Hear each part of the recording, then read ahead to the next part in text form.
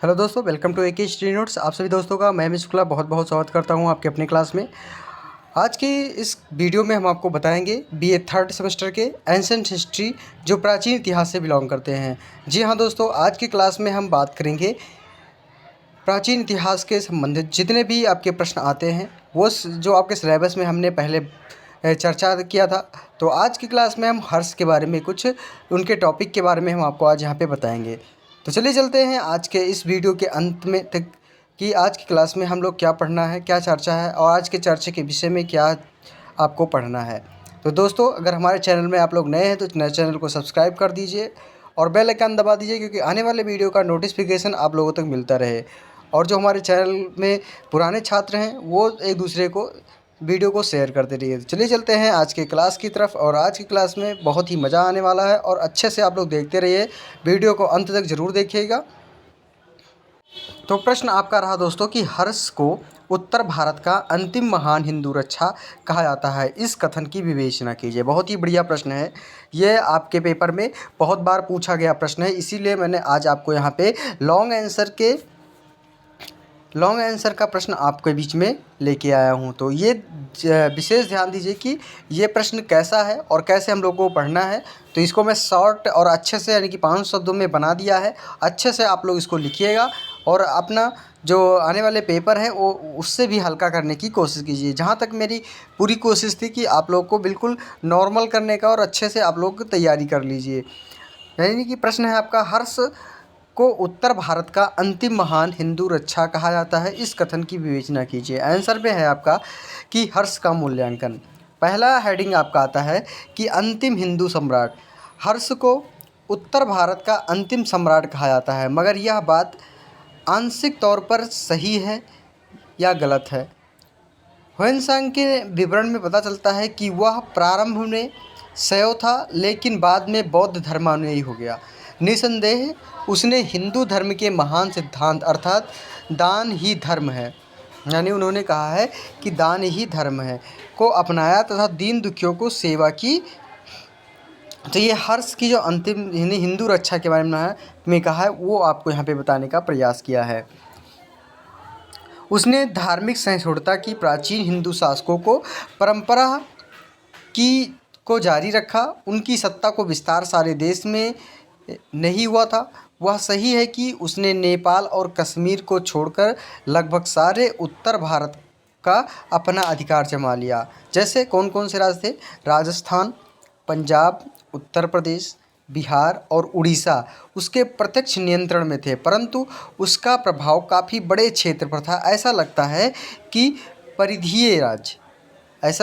परिधीय राज्य उसकी सार्वभौमिकता को स्वीकार करते हैं। दक्षिण दिशा में उनके सैनिक अभियान को चालुक्य नरेश पुलकेशन ने नर्मदा तक को रोक दिया। पुलकेशन आधुनिक कर्नाटक तथा महाराष्ट्र के एक विस्तृत भूभाग पर शासन करता था। यानी कि पुलकेशन जो था वो कर्नाटक और महाराष्ट्र के एक विस्तृत भूभाग पर शासन था। उसको छोड़कर हर्ष को किसी अन्य के गंभीर विरोध का सामना नहीं करना पड़ा। निसंदेह वह देश के एक बड़े भाग को पर्याप्त सीमा तक राजनीतिक एकता के सूत्र में बांध सका। तो ये था अंतिम हिंदू शासक के रूप में। दूसरा हेडिंग है आपका इसमें कुशल प्रशासक। अब ये कुशल प्रशासक किस तरीके से था, उसने इसमें लिखना होगा, उसने 606 से 650 ईस्वी तक बड़ी कुशलता से शासन किया है। यानी कि इन्होंने 606 से लेके और 650 तक बड़ी कुशलता से यानी कि अपने बिना भय से इन्होंने शासन किया। हर्ष ने अपने साम्राज्य पर गुप्त लोगों की तरह राज्य किया। जैसे गुप्त लोग ने अपने राज्य पर राज करते थे, उसी तरह हर्ष ने भी अपने राज्य को साम्राज्य की तरह, गुप्त के राज्य की तरह राज किया है। अंतर सिर्फ यह था कि उसका प्रशासन अधिक और विकेंद्रित हो गया था। प्राचीन परंपरा के अनुसार राज्य को जनता के धर्म का रक्षक, उनके कष्ट का निवारक तथा न्यायप्रिय होना चाहिए। इसी कसौटी पर हर्ष खरा उतरता था। उसके राज्यकाल में हूण शासक को जनता के अधिक निकट संपर्क में आते हुए पाते हैं और हर्ष ने अपनी विजयों के दौरान राजकीय दौरे को भी अपना कर्तव्य समझा। ह्वेनसांग ने उसके राजकीय दौरे को विशद विवरण देते हुए कहा है कि वह अपने राज्य के हर क्षेत्र का दौरा करता था। उसने अपने ढंग से साम्राज्य में दौरा करते हुए शासन की जड़ को मजबूत करने का प्रयास किया। वह सम्राटों में भी अधिक बड़ी तथा अस्थायी सेना संगठित कर सका। निसंदेह उसे बड़ी संख्या में सेना उसके सामंत देते थे। यानी कि जो ये राज्य करता था तो इसके अलग अलग गुण हुआ करते थे। जैसे ये अपने साम्राज्य में डेली क्या करता था कि दौरा करता था, और जो सम्राटों में अस्थाई सेना को संगठित करता था वो इनकी सेना भी इसे क्या करती थी, इनको कोऑपरेटिव करती थी, यानी कि सहमति देते थे। और फिर लगता है कि ये अधिकारियों को पुरस्कृत करने तथा वेतन देने के लिए भूमि अनुदान की प्रथा हर्ष के शासनकाल में प्रारंभ हुई। यानी कि इनके जो अधिकारियों को जो पुरस्कृत करा जाता था वो वेतन के दौरान में इन्हें क्या कहता था कि भूमि अनुदान दिया जाता था, और ये चीज़ें ये हर्ष के शासनकाल में शुरू हुई थी। यह स्वाभाविक ही है क्योंकि हमारे पास हर्ष द्वारा जारी किए बहुत अधिक सिक्के नहीं हैं। हर्ष अपने साम्राज्य में कानून और व्यवस्था का अच्छा प्रबंध बनाने में अधिक सफल नहीं रहा। चीनी यात्री ह्वेनसांग ने जिसकी सुरक्षा का सरकार ने विशेष प्रबंध किया होगा, उसके माल असबाब छीन लिए। ऐसा लगता है कि बौद्ध धर्म के प्रभाव के कारण दंड की कठोरता को हम कर दिया गया है, जिससे अपराध बढ़े। ह्वेनसांग उसे महान प्रशासक मानते हुए लिखता है कि हर्ष अपना कर्तव्य अधिक मेहनत से करता था। यानी कि जो कर्तव्य करता था ह्वेनसांग वो मेहनत से करता था। वह जनता व शासन के कार्य करते हुए थकता नहीं था। कभी कभी तो वह इन कार्यों में इतना व्यस्त हो जाता था कि उसे खाने पीने या सोने का भी याद नहीं आता था।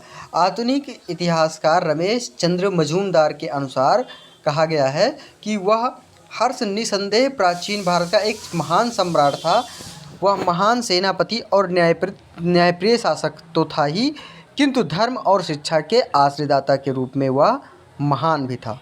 तो ये हर्ष के प्रति किस तरीके से इन्होंने अपना अपना मत प्रदान किया है कि वह किस तरीके से रहता था। तीसरा हेडिंग आता है एक विजेता के रूप में, यानी हर्ष एक विजेता के रूप में। इसमें लिखना होगा कि हर्ष अपने काल का एक महान विजेता था। उसने केवल बंगाल के शासक यानी कि शासक से बदला ही नहीं लिया, अपितु अपनी शक्ति के प्रसार भारत के अन्य राज्यों में भी किया। ह्वेनसांग के अनुसार उत्तरी भारत के 5 देशों को अपने अधीन कर लिया। ये 5 प्रदेश संभवतः आपके पंजाब आ जाते हैं, कन्नौज, गौड़ या बंगाल, मिथिला और उड़ीसा के राज्य थे। पश्चिम से उसने वल्लभी के शासक ध्रुवसेन द्वितीय से भी अपना लोहा बनवाया। इसके अधीन पश्चिमी मालवा का राज भी था, परंतु हर्ष स्वयं को दक्षिण पथ में विजेता प्रमाणित नहीं कर सका। चालुक्य नरेश पुलकेशन द्वितीय के सम्मुख उसने सफलता प्राप्त नहीं हुई, लेकिन एक पराजय के आधार पर उसके वीर होने पर कोई भी संदेह नहीं किया। उसकी वीरता का यश सुदूर देशों तक था। 643 ईसा में ह्वेनसांग ने उनके बारे में लिखा कि हर्ष पश्चिमी और पूर्व के दूरस्थ राजाओं को जीता। उसका अधिकार सुदूर देशों पर भी था। वह भारत का आधिपत्य था और उसका यह सुदूर देशों तक पहुंचा। यानी कि वह किस तरीके से वो अलग अपने राज्य में तो किया, लेकिन अलग अलग देशों में भी जाके अपना पांव जमाया। तो इस तरीके से एक विजेता के रूप में इनको माना जाता है। चौथा आता है आपका बौद्ध धर्म के महान प्रचारक। आरंभ में अशोक की तरह वह भी पहले हिंदू धर्म को मानता था। यानी कि अशोक जो थे, यानी कि बौद्ध धर्म के जो अशोक जी थे, अशोक महान जी थे, वो भी हिंदू धर्म को मानते थे जैसे ये मानते थे। बाण के हर्षचरित में पता चलता है कि शशांक के विरुद्ध अभियान शुरू करने से पहले हर्ष ने शिव की पूजा की थी। ह्वेनसांग के विवरण से यह भी पता चलता है कि वह अंत तक सूर्योपासना भी करता रहा। प्रयाग सम्मेलन में वह शिव, बुद्ध तथा सूर्य तीनों की पूजा करता था, परंतु धीरे धीरे वह बौद्ध महात्मा दिवाकर मित्र, जिससे हर्ष की भेंट विंध्या प्रदेश में समय हुई थी, जबकि अपनी वह राजश्री को ढूंढ रहा था, तथा बाद में ह्वेनसांग के संपर्क में वह क्या हो गया, बौद्ध हो गया। उसने बनी बौद्ध धर्म को अपना लिया। उसने कन्नौज में एक महायान संप्रदाय का सम्मेलन बुलाया, जिसमें हजारों बौद्ध विद्वानों तथा ब्राह्मणों ने हिस्सा लिया। सम्राट अशोक की भांति वह हर्ष ने भी बौद्ध धर्म के लिए अथक प्रयास भी किया। हर्ष के समय नालंदा विश्वविद्यालय बौद्ध धर्म का सबसे बड़ा केंद्र था। हर्ष ने उसको बहुत दान दिया। हर्ष ने मानी कि पशुवत तथा मांस भक्षण निषिद्ध कर दिया था। बौद्ध धर्म के प्रचार के लिए उसने महासभाएं तथा अधिवेशन बुलवाए। उसका सुझाव महायान बौद्ध की ओर था। इतना होने पर भी उसने अशोक के समान बौद्ध का प्रचार नहीं किया तथा राज्य की सारी शक्तियों को बौद्ध धर्म के प्रसार में नहीं लगाया। पांचवा आता है कि महान साहित्य प्रेमी तथा विद्यानुरागी, यानी कि पांचवा हेडिंग है आपका महान साहित्य प्रेमी तथा विद्यानुरागी। हर्ष महान साहित्य अनुरागी था, यानी कि हर्ष जो थे वो क्या थे, महान साहित्य अनुरागी।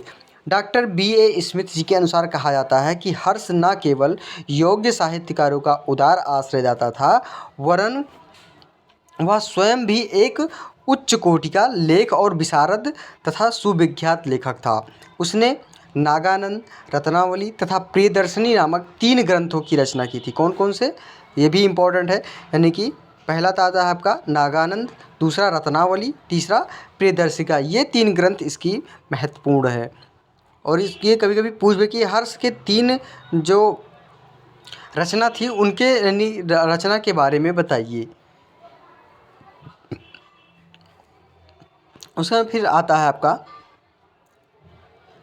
उसके दरबार में सबसे बड़ा विद्वान बाणभट्ट था, यानी कि वह विद्वानों तथा लेखकों का आश्रयदाता भी था। उसके दरबार का सबसे बड़ा विद्वान जो थे वो यानी कि बाणभट्ट जी थे, जिसने हर्षचरित तथा कादंबरी नामक ग्रंथों की रचना की थी। शिक्षा प्रसार में भी हर्ष की बड़ी रुचि थी। उसने अनेक शिक्षा संस्थाओं की स्थापना करवाई थी तथा बड़ी उदारतापूर्वक उनकी आर्थिक सहायता में भी की थी। फिर छठा आता है एक महान दानी के रूप में। हर्ष को इसलिए महान कहा था क्योंकि वह कर्ण की भांति दानवीर था। किसके कर्ण, इन्होंने कर्ण की तुलना में हर्ष को क्या किया है, हर्ष को जो है हर्ष को कर्ण की तुलना में इन्होंने तुलना किया गया है। हर्ष को कर्ण की बराबर तुलना इन्होंने किया है। कहा जाता है कि वह हर 5 वर्ष प्रयाग में एक सभा करता था, जिसमें दीन दुखियों तथा मरीजों का अपना धन बांट दिया करता था। एक प्रयाग सभा में 643 ईस्वी में चीनी यात्री ह्वेनसांग जहाँ स्वयं उपस्थित था और इसमें लिखा है कि इस प्रकार हर्ष ने सारे आभूषण व वस्त्र तक दान कर दिए, जब तक अपनी बहन राजश्री से मांगकर एक पुराना वस्त्र पहना। यानी कुछ इस तरीके से वहाँ पे दान किया था। जैसे इनकी जो बहन थी राजश्री, इनसे इन्होंने वस्त्र मंगवाया था और खुद जाके एक पुराना वस्त्र पहना था। 7वां नंबर आता है कला का पोषक, यानी कि हर्ष एक कला प्रेमी भी था। बहुत ही इम्पोर्टेंट है ये भी आपका कि हर्ष एक कला प्रेमी भी था। कन्नौज शहर स्वयं अपने में एक कला के रूप में अद्भुत नमूना था। कई देव मंदिर भी बने। उसके समय के कई कला के नमूने आज भी विद्यमान हैं। ताम्रपत्रों पर हर्ष के हस्ताक्षरों में उनकी लेखन कला का चातुर्य का आभास मिलता है। मध्य प्रदेश के रामपुर जिले में सिरपुर का लक्ष्मण मंदिर, शाहबाद में भभुआ के पास मुंडेश्वरी का मंदिर भी हर्षकालीन का है। हर्ष के काल में कई हिंदू, बौद्ध तथा जैन मंदिरों तथा मूर्तियों बड़ी संख्या में बनी। हर्ष ने नालंदा में पीतल की चादर से अभिष्टित एक मठ बनवाया था। अजंता की कुछ कृतियाँ भी इसी कला की हैं। तो इस तरीके से दोस्तों आज की वीडियो बस यहीं तक, और अगली वीडियो में हम ज़रूर प्रस्तुत होंगे और नई वीडियो के साथ अगला कुछ और लेके आएंगे आपके साथ। तो इसी के साथ दोस्तों हम अगली वीडियो में उपस्थित होंगे। धन्यवाद दोस्तों। और हाँ, अगर आप लोग को ग्रुप स्टडी से पढ़ाई करना है तो हमारे आप यूट्यूब के अबाउट में आपको यूट्यूब का उस व्हाट्सएप का लिंक दिया गया है, वहाँ से आप लोग ग्रुप में जुड़कर बिल्कुल फ्री ऑफ कास्ट पढ़ाई कर सकते हैं। और इसका पीडीएफ चाहिए तो आप लोग यूट्यूब के डिस्क्रिप्शन में टेलीग्राम चैनल का लिंक दिया गया है, वहाँ से आप लोग बिल्कुल पीडीएफ फ्री ऑफ कास्ट प्राप्त कर सकते हैं। तो इसी के साथ अगली वीडियो के साथ ज़रूर उपस्थित होंगे। धन्यवाद दोस्तों।